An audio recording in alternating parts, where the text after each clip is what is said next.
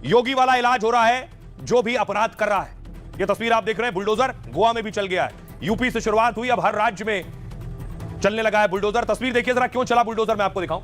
गोवा में दरअसल night club में 100 लोग मौजूद थे, डांस चल रहा था, उस वक्त यह आग लगी और इसमें 25 लोगों की मौत हुई। और अब देखिए वही हुआ, यह है नाइट क्लब। इस नाइट क्लब को गिराने के लिए आज बुलडोजर पहुंचा। गोवा के सीएम ने बुलडोजर भेजा कि अवैध तरीके से बना हुआ था ये, और एक्सपायर हो गई थी इसकी परमिशन भी। ये बुलडोजर पहुंचा और उसके बाद पूरा नाइट क्लब गिरा दिया गया है। पूरे नाइट क्लब पर बुलडोजर चल गया। लकड़ी से पूरा स्ट्रक्चर बनाया गया था, पूरा ढांचा तैयार किया गया था, जिसे बुलडोजर ने कम वक्त में ही गिरा दिया। गोवा के नाइट क्लब पर बुलडोजर चला। गोवा के सीएम प्रमोद सावंत के आदेश पर यह कार्रवाई हुई। आपको बताऊं, लूथरा बंधुओं के आउटलेट को जमींदोज कर दिया गया। आगजनी की घटना के बाद से सुर्खियों में यह नाइट क्लब रहा। नाइट क्लब पर अवैध निर्माण का आरोप लगा था।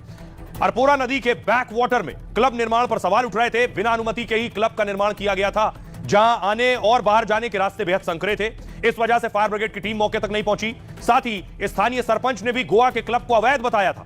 नाइट क्लब को पहले ही तोड़ने का नोटिस दिया जा चुका था, लेकिन तब क्लब मालिकों ने सेटिंग कर ली, अपनी पहुंच का इस्तेमाल किया। साथ ही सुरक्षा मानकों में भारी लापरवाही सामने आई। अब आगजनी की घटना के बाद यहां बुलडोजर चला। सीएम प्रमोद सावंत ने अधिकारियों को सख्त हिदायत दी है, अवैध रूप से चल रहे सभी क्लब बार के खिलाफ तुरंत कार्रवाई हो। एक भी अवैध ढांचा बर्दाश्त नहीं किया जाएगा। जो नियम तोड़ेंगे उनके खिलाफ बुलडोजर चलेगा। गोवा की जनता की सुरक्षा से कोई समझौता नहीं होगा। क्लब का ट्रेड लाइसेंस मार्च 2024 में ही एक्सपायर हो चुका है। इसके बाद क्लब को सील या बंद किया जा सकता था। गोवा में नियम के मुताबिक स्थानीय पंचायत ये एक्शन ले सकती थी, लेकिन इस मामले में कार्रवाई में देरी की गई। इस लापरवाही की भी अलग से जांच के आदेश दिए गए हैं। लूथरा का नाइट क्लब का बहुत बड़ा कारोबार था, लेकिन कभी भी पर्यटन संघ में पंजीकृत नहीं कराया गया। उन्हें केवल पंचायत में लिस्टेड किया गया था। मतलब नाइट क्लब में सुरक्षा से लेकर हर स्तर पर लापरवाही हो रही थी। मालिक कौन है? यह है सौरभ लूथरा, जो इस नाइट क्लब का मालिक है। सौरभ लूथरा को पुलिस तलाश रही है शिद्दत से। सौरभ कहां है, इसका भी पुलिस को पता चल चुका है। पुलिस सौरभ के घर, जीटीबी नगर में जो घर है सौरभ लूथरा का, उस घर तक पहुंच गई है। यह सौरभ लूथरा के घर की तस्वीर आप देख रहे हैं। किसे किसे ढूंढ रही है पुलिस? यह है सौरभ लूथरा जो मालिक है, यह है गौरव लूथरा, ये दोनों भाई हैं। थाईलैंड के फुकेट में दिखा गोवा नाइट क्लब का मालिक, और आग लगने की घटना के बाद दोनों भाई थाईलैंड भाग गए थे। सौरभ लूथरा और गौरव लूथरा की तस्वीरें सामने आई।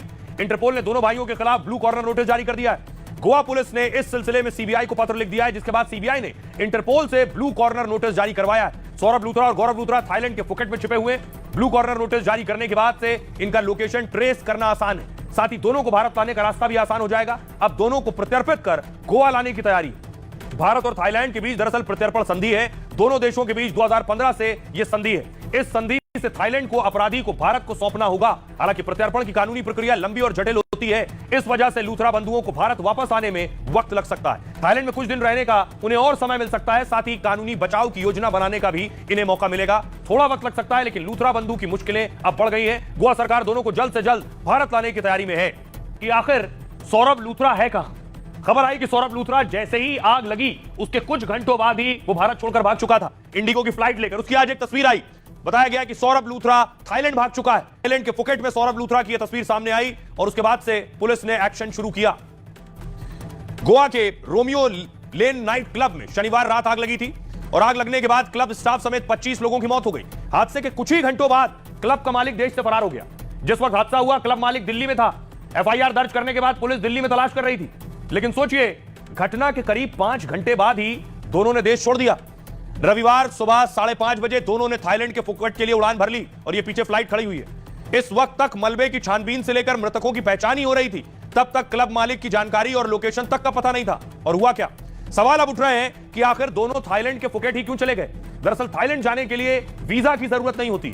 साथ ही थाईलैंड की वीजा प्रक्रिया बेहद सरल है। थाईलैंड भारत सहित कई देशों के लोगों को वीजा ऑन अराइवल देता है। दिल्ली से सुबह 5:30 बजे इंडिगो की सीधी उड़ान उपलब्ध थी। आपात स्थिति में सीधी उड़ान सबसे तेज विकल्प था इनके पास। थाईलैंड का फुकेट एक बड़ा अंतर्राष्ट्रीय पर्यटन केंद्र है। यहां हर दिन बड़ी संख्या में विदेशी पर्यटक आते हैं। ऐसे में किसी भारतीय के लिए यहां भीड़ में घुल मिल जाना बहुत आसान है। साथ ही कुछ समय के लिए अपनी पहचान छिपाना भी मुश्किल नहीं था। पश्चिमी देशों या छोटे देशों में पहचान उजागर होने का खतरा अधिक होता है। लूथरा बंधुओं का कारोबार भारत के साथ साथ 4 दूसरे देशों तक फैला है। संभव है कि वो थाईलैंड में लूथरा बंधुओं के नेटवर्क पहले से मौजूद हो, जो उन्हें तुरंत सहायता के साथ सुरक्षित जगह भी दे सकते हैं।